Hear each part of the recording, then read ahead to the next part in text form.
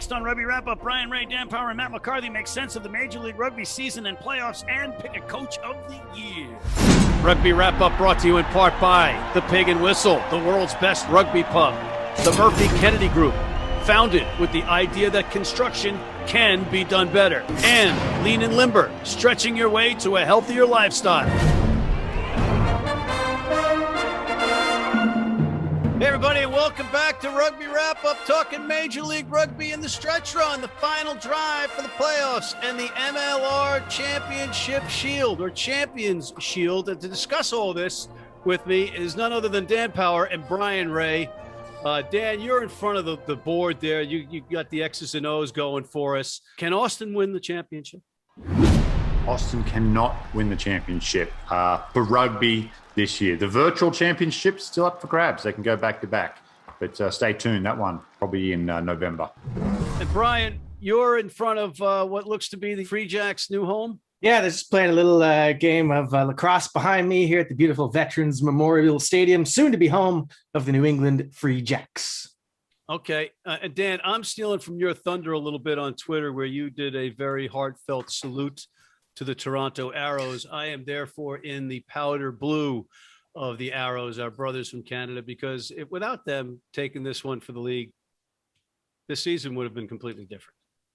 Hey, I have no jurisdiction in saying this, but if it is possible, I would love to see perhaps in 2022 an All-Star or maybe the championship game to go into Toronto as a thank you for what they did this year.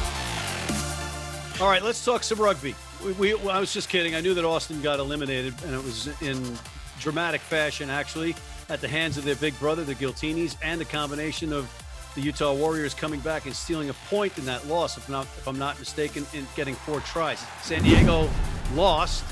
I think it surprised me. Did it surprise you guys, Dan?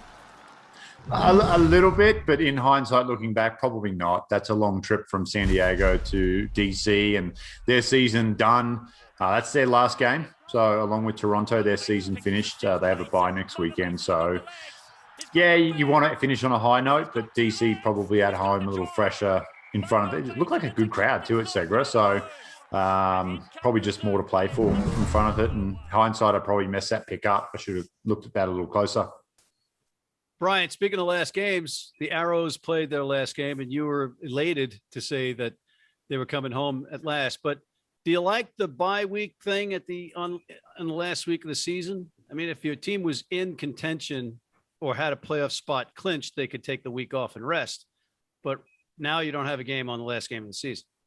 Yeah, I don't really like it. I hope they get rid of that next year. I mean, either way, someone's going to complain that there's an advantage, or they should. I mean, if that's the end of the regular season, let's have that the end of the regular season for everybody. So yeah, not really a fan of that, but I guess in this circumstance where the guys really want to get home, it works out.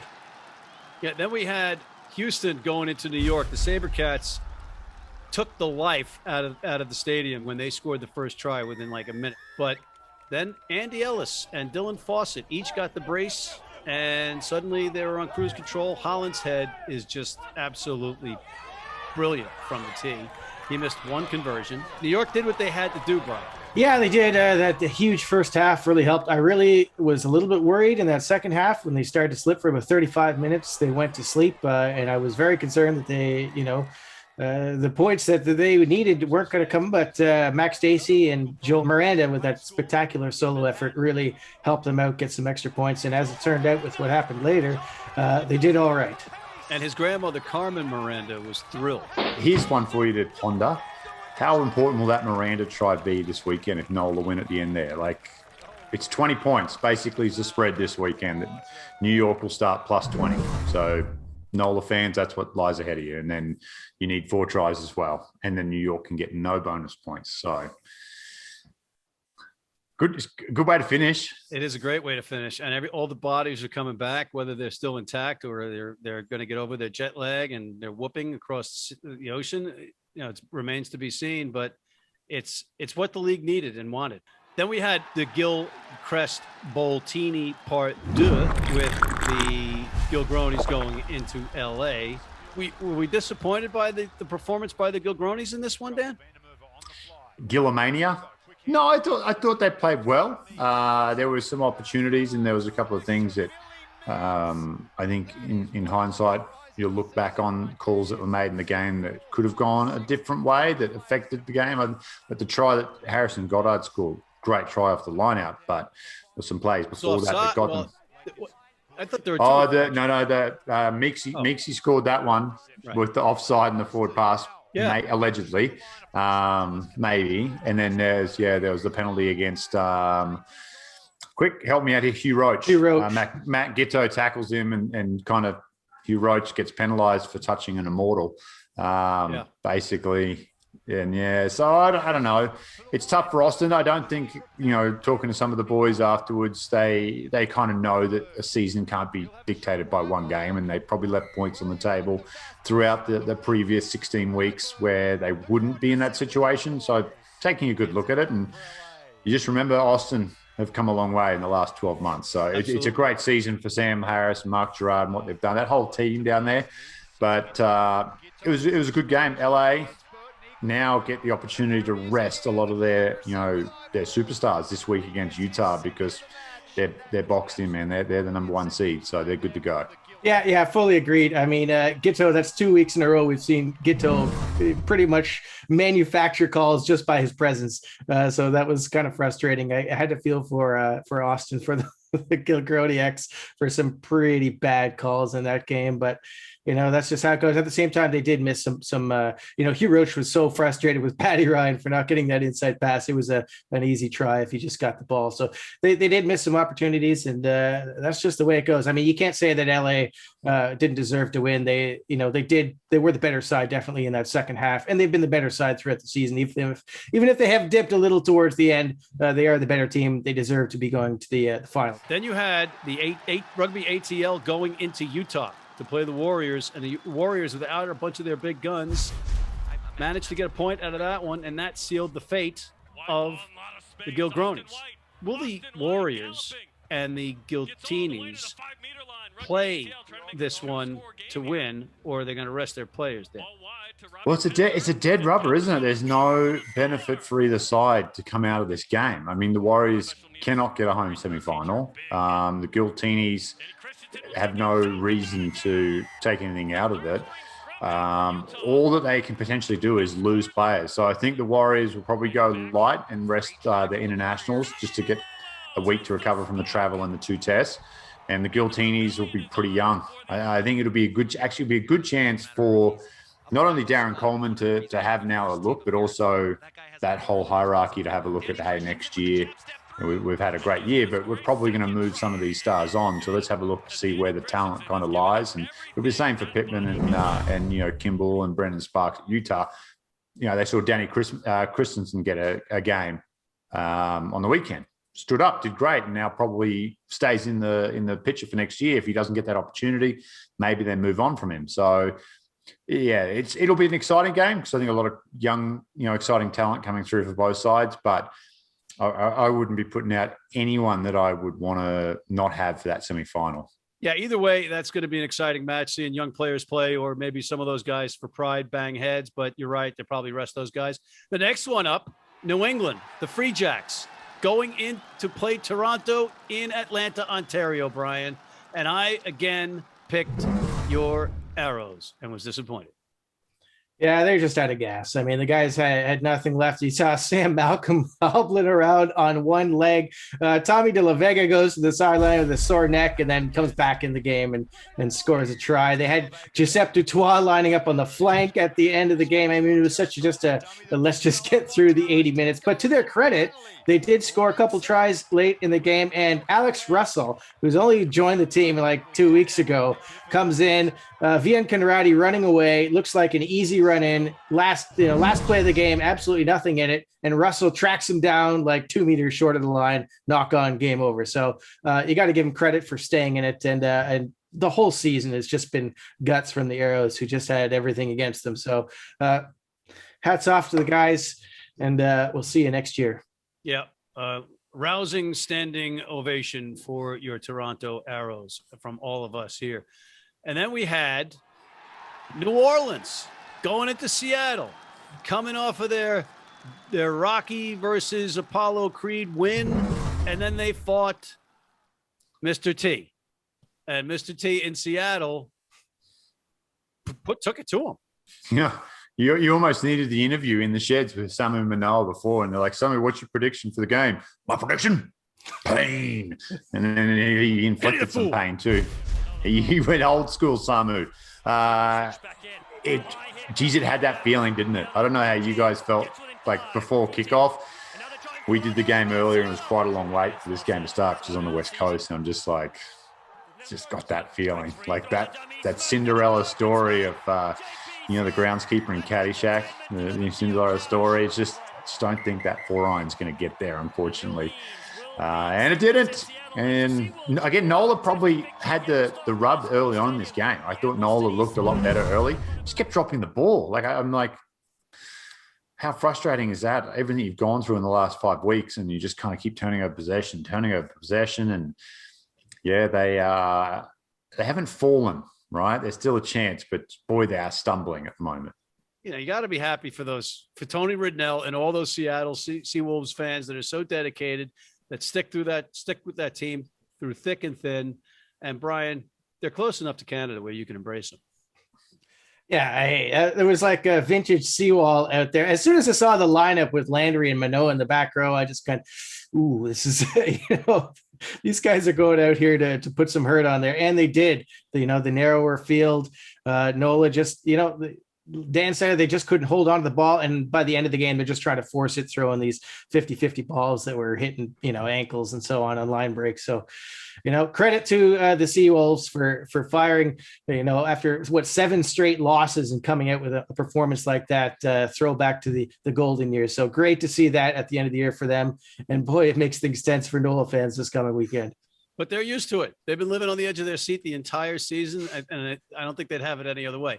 We're going to take a quick break, and when we come back, we're going to briefly go over our choices of Coach of the Year at this point, and then go into a preview of next week's matches. Don't go away.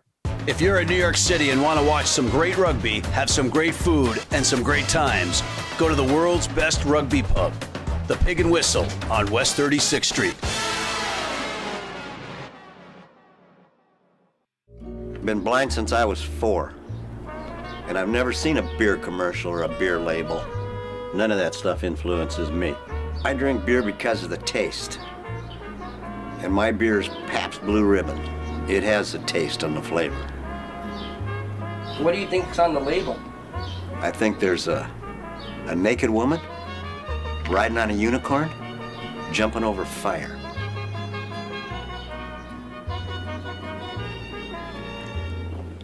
Oh, that's good beer.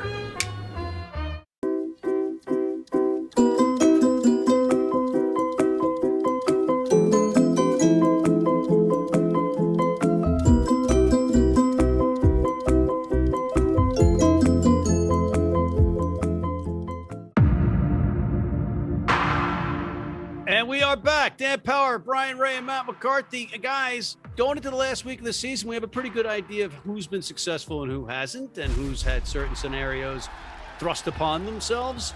So let's look at potential Coach of the Year candidates. Let's each pick one, and then we'll go around again and see if we concur or pick another one. I've got one from each conference. So Western Conference first. Yeah, you're going to give us one first. Yeah, I'm saying I picked one from each conference. I'll go Western first. Okay. And Sean Pittman is my choice. The Warriors, I'm going to say they're perennial underachievers. They've got a very talented pool of players in Utah to choose from, and they've been very hot and cold, to steal the Katy Perry line there. And I think Pittman and Davies have done a fantastic job at consistency and culture. The important one that everyone talks about these days of putting this Warriors side together to win. They've gone some really good winning streaks this year, and they're in the playoffs. Mate, they're back in the playoffs since first time since 2018. Cool. So yeah, it is. So I'll go Pitters with a dash of Davies on the West Coast. Pitters with a dash of Davies. Brian? Yeah, Scott Lawrence for me stands out. ATL has just had an incredible year. He's got every player on that team knows what they're supposed to do. They're making some crazy changes, or at least things that I think are crazy in the middle of game, moving guys around. Carl's is in one position, and then they make a tactical adjustment, move them somewhere else, and it works out brilliantly. So I just think everything they've done there has been fantastic. The defense has been absolutely killer. They haven't had a single game where you thought, boy, they really stunk it out today. So that's pretty impressive for a team in their second year. Yeah, and playing on the road well, no argument there. But I'm going to go with a guy that I've said all the season long has had the injury bug face him. He lost a couple of guys because of COVID early on. The lineup was not at all what they thought it was going to be. Then guys had to play out of position because of injuries. They were playing all over the place. And then during their most crucial time, they lose a whole bunch of guys to the international test window, and they do well. Or, they're on the road, they weren't supposed to be able to win either. And they did that enough to be in the position that they're in right now. So I'm picking the New Orleans Gold head coach, NOLA Nate Osborne. Who's your second choice, Dan? NOLA Nate Osborne. Now, again, really going into this, and we kind of chatted a little bit before, if his team gets into the playoff, I think he almost locks that, award up that he is the coach of the year, just what he's been able to do with the hurdles he's had to face.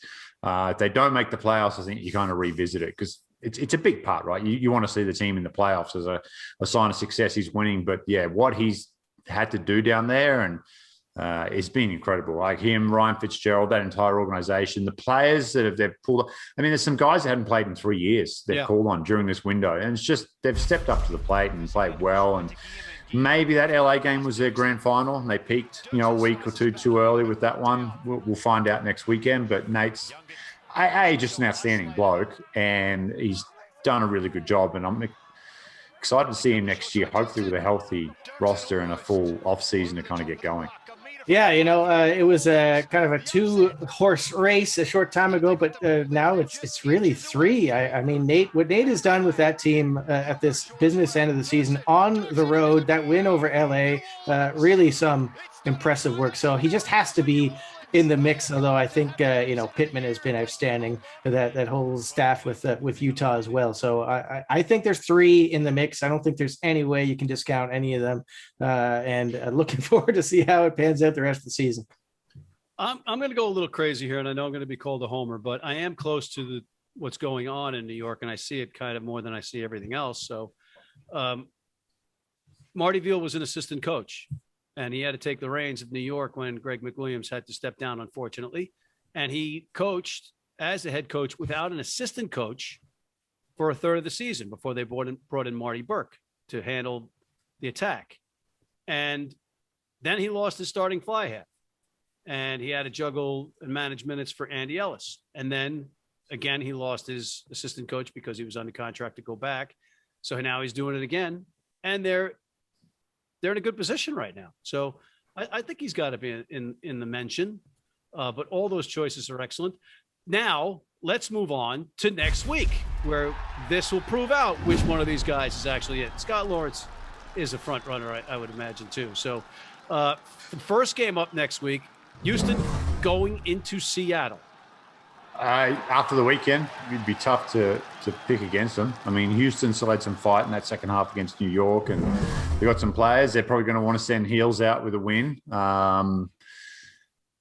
Seattle putting together a good-looking roster up there. And again, I know there's going to be some turnover, especially on the playing front next year for Alan Clark's side. So there'll be guys playing for their contracts probably. Seattle, Houston, bit of Thursday night footy, which is new. So have some fun, enjoy it, and looking forward to it. Geez, that Seattle team just looked like a different unit over against NOLA. So I got to go with Seattle at home. I agree with you guys. I'm going to go with Seattle on this show for the second week in a row, which is not easy to do on this during this season. But Adrian Balfour, you get this pick. The next one up is the big one, NOLA, going into New York. This is as tough to pick as they come. I love you, Matthew, and I love the great city of New York. I'll go NOLA by 19, though. Oh, you just really teased the New Orleans fans. Dan, That is cruel, that tease that you're putting on NOLA fans. It's to put it on you, Matt, because I think you're doing this game, aren't you? I just want you trying to figure it out. That the numbers flying through your head there at the last minute and trying to figure it out. Pointing it all off on Petrie. That's all I'm doing. Perfect. That's what I did that my whole career. It worked beautifully. Exactly. Brian, what's your objective take on this one? Well, I know that you're rooting against New York secretly. Yeah, Dan's scenario is an absolutely perfect picture for me. I would just love to see that just total mayhem at the end. Players standing at the pitch looking at each other. Did we win? Did we lose? What's going on here? Yeah, I'm going to go with NOLA to win the game, but fall like painstakingly short because it's such a big gap. 19 points and you know, it really depends on the lineups here. So much rides on the line out, especially with, you know, if you give Savetta and Breakley and if Fawcett's fit and they get, I mean, how are you going to stop them from scoring tries and getting a bonus point? Cam Dolan has been exactly the league so they need Dolan, they need a fit Kyle Bailey to get in there and just make a mess of that throw, and that's their chance. That's where it's going to be won and lost. And they can't give away. NOLA cannot give away dumb penalties in field position. So there's so much intrigue going into it. So I'm gonna go. I'm gonna go NOLA to win, but just not quite enough. And New York just squeaks in by a fingernail into the playoffs. So you want that Denver Stampede versus the Ohio Aviators ending in no. the rugby final? That was just crazy. I'm like, me and Steve Lewis are on the field. We're like, and I'm like, no. Dad, you were there, right? We were. I was there. No, they didn't win the championship. That was great. But I think all of that chaos could in fact be there, except for one person, and that is Dan Hollinshead, who is the coolest cucumber on the planet and can kick those kicks. And just that is the weapon that they have been missing. And it's not a knock on Harry Bennett, who played admirably in his absence, but you saw what he did when he started last week against Houston. And I know it was Houston, but Houston was there to play. And it doesn't matter. It's where he's hitting the kicks from, and he's unflappable. And that, I think he's going to be the calming difference in this match. And of course, Andy Ellis is back. So that's a big thing too. So I'm going to pick New York, shockingly, right? Austin going into DC. Now, DC is going to have a big crowd likely. They're doing smart things with beer sales, and they have car services and buses or whatever, shuttles going to the stadium. That's how they had a big crowd last weekend, and I think everybody was at that game for them, loved it. So they're probably going to go back. Brian, Austin playing for anything here other than pride? Will they beat the hometown team on their last weekend? I picked, I was a rare person to look in the crystal ball and see an Old Glory win last week. So I'm going to go there again because they're getting their internationals back. Mikey Soseni Feagai, Jameson Fonana Schultz, Mike Dabulis. Trenton Palamo should be fit. He was almost ready to play this last week, so he should be ready to go. Doug Fraser back in. That's a big boost to them at home, last game of the season. Austin are heartbroken after all they've gone through this season and just missed out. So I just think it's going to be too much for them to overcome in this one. I'm picking Old Glory at home. Nothing to play for both these sides. So this will either be a dour affair or it'll be very exciting with the international guys coming back. So hopefully exciting. But yeah, Old Glory. I told you, Austin by 50. Okay. All right. I did. That's a bold prediction. I'm going down the Bryan Ray thought process here. I'm going to go with Old Glory at home, American flag. God damn it. Goddamn America. Not that Austin's not America, but East Coast, baby. Keeping it real. Next to last one, LA going to Utah. I'll go Utah just for the home field advantage. But again, we won't know until the rosters are out on what we're actually looking at here. All right, Brian, he covered his butt on that one. He didn't want to commit and did the old roster dance. But what do you say? Yeah. Of all the matches this weekend, this is the deadest rubber of all. No way. It's completely different. We thought this was going to be a prelude, a preview of the final. It's not really. It's not going to feature those big guys. I'm picking Utah at home just because of the home field advantage. I think LA is going to rest their big guns, play mostly second string side, and yeah, that's just what I see happening. I'm going with Utah in this one in front of their home crowd. And then finally, our last match of the 2021 Major League Rugby regular season, Atlanta going up to Boston to play the Free Jacks in Quincy. And John Bradshaw Layfield says the tea sippers are going to win this one. What do you say, Dan? The tea sippers. What does ATL want out of this game more than New England? New England will want to win at their new home ground and in front of their fans. They'll put out their strongest side. But what does ATL have to gain? It's the last game of the season, so they'll know coming in exactly where they stand in terms of seedings and all that stuff. They'll know New York, NOLA. Everything will be determined, and then they'll make a decision. Scott Lawrence, he's a smart man, and he will make the best possible decision come game time. So you could go from seeing a super strong ATL to, again, a pretty inexperienced ATL in a heartbeat. But I know New England will be strong and they'll be fired up to get a big finish to their season up there. A farewell to Ryan Martin. Happy birthday to Marto for the weekend as well. 58 years young. He looks great, Marto, looking sharp. So I want to send him off a winner. He's got great calves. Good. Yeah. So he did a lot of calf raises as a kid, he told me. Yeah. Couldn't reach the shelf. So he's always on his calves, trying to reach the shelf. ATL still has some guys. I think they're going to. Ryan Nail has just come back from a long spell out, so I imagine he will play in this one. If Matt Heaton is fit, they'll want to get him some game time before we get into the knockouts. So this, any way that Scott Lawrence decides how he wants to line it, it's still going to be a very good ATL side. So I'm under no illusions that this is going to be any kind of layover from them or lay down. Free Jacks, of course, this is the last game they want to say goodbye to Martin. Yeah, it's going to be a good game. You know what? I'm going to go with the Rattlers to end their season on the high with one last victory. Some young guys impressing Scott Lawrence. And we'll go with them in a close game over the Free Jacks. I'd like to pick the Free Jacks and Woodgie, but I'm going to go with ATL. I'm going to go with ATL. The Rattlers to slither by the Free Jacks in this one and say, don't tread on me in the process.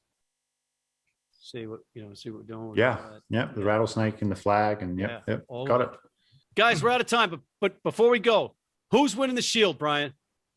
I gotta go with the Eastern Conference head boys. I'm gonna go Scott Lawrence and Rugby ATL taking it home. Although, if NOLA can pull off that miracle against New York, I might be tempted to change my mind. But no, ATL are the hot team for me. I'm gonna go with them. Daniel, LA will win it.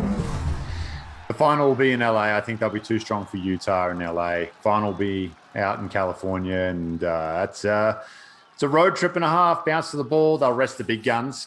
Skits and Swoop will get it some time off. Probably Meeksy.